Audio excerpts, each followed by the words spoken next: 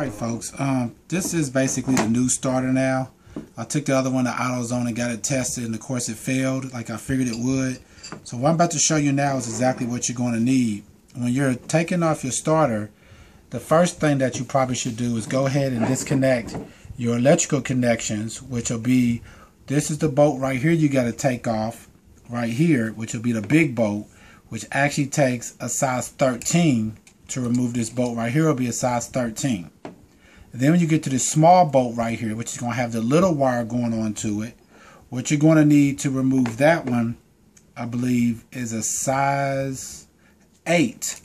A size 8 socket will take off the small bolt, and a size 13 to take off this big bolt right here that you'll have to take off right here, which will be a size 13. You only got to take off these two. You don't have to do nothing with this right here. Just leave that alone. This is just the screw, the bolt that connects your solenoid to your starter itself. So you don't have to take that one off. You just take off this size 13 bolt, and then this size 8 bolt right here. And once you have that done, next what you'll have is a screw right here, which actually goes into the little plastic covering that you'll see that's going around the starter, basically where your two big screws are at. And to take this screw out, what you'll need is a size 10 socket.